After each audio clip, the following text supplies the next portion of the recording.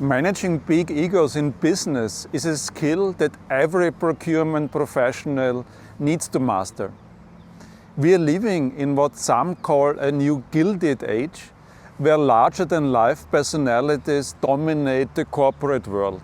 Think of high-profile figures like Elon Musk or Donald Trump, leaders who thrive on their own narratives, project supreme confidence, and expect others to follow their lead. It's not just in tech or politics. This phenomenon is spreading across industries, including among the CEOs of major suppliers. For procurement professionals, this presents a challenge.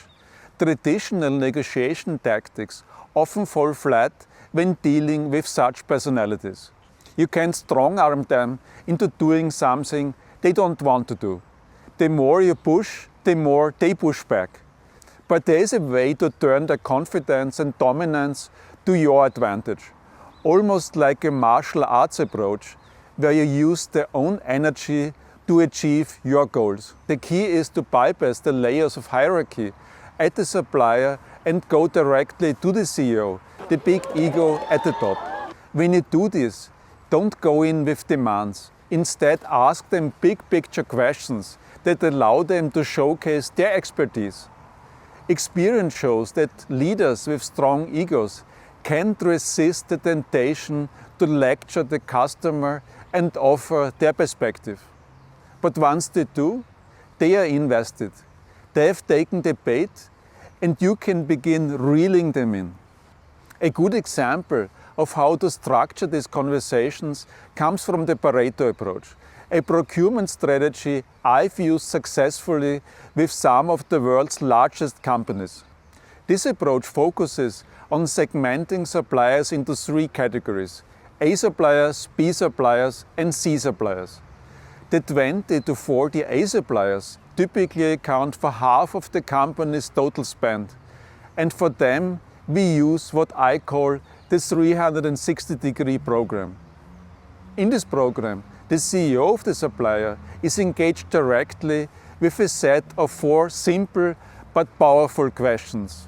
How do we need to change to double cost down performance? How should the interface between our companies evolve to create more value? What internal changes will you make to improve performance for us? And most importantly, will you personally oversee this initiative and put your A-team on it? These questions work because they appeal to the ego of the CEO. They are not framed as demands, but as an opportunity for them to demonstrate their leadership. The moment they provide answers, they've committed themselves to the process. It's no longer just a procurement discussion. It's now a strategic initiative, and their personal reputation is tied to its success. This approach has delivered extraordinary results. One of the most striking examples was at a global car maker, where procurement was facing a $500 million savings gap. By implementing the Pareto approach and engaging suppliers directly, they saved billions of dollars. And this wasn't just about cutting costs. It fundamentally changed the relationship between the company and its suppliers. And that's the real power of managing big egos in procurement. Rather than battling them head-on, you use their strengths, confidence, ambition, and desire for influence to create momentum. The more they invest in the process, the more they want to see it succeed. And once they've committed at the highest level, the rest of the organization will follow. But this approach requires a shift in mindset. Many buyers are trained to negotiate with their direct counterparts.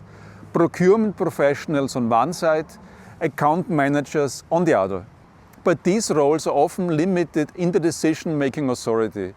They are burdened by history, by legacy issues, and by processes that slow down progress. If you want to make real breakthroughs, you need to go beyond the operational level and take the discussion to the very top. At the CEO level, conversations are different.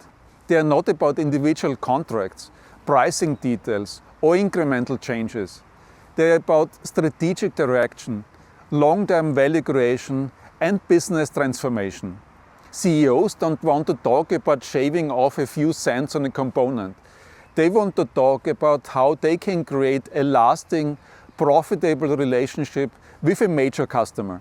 If you come prepared with the right questions and a compelling vision for collaboration, you can turn these discussions into a powerful tool for driving change.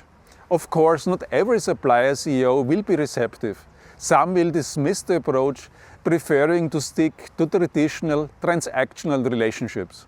But here's the thing, the ones who do engage are the ones we're focusing on.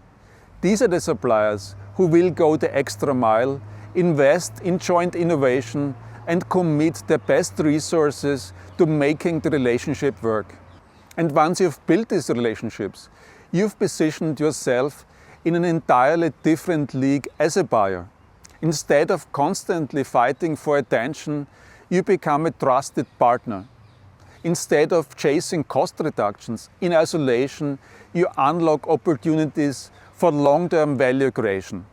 The reality is, managing big egos isn't about massaging them or playing into their arrogance.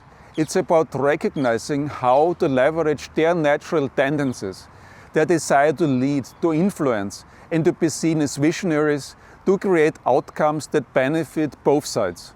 If you approach these relationships strategically, you can make supplier CEOs your strongest allies. That's how we manage big egos in procurement. And done right, it's not just about managing them, it's about winning them over.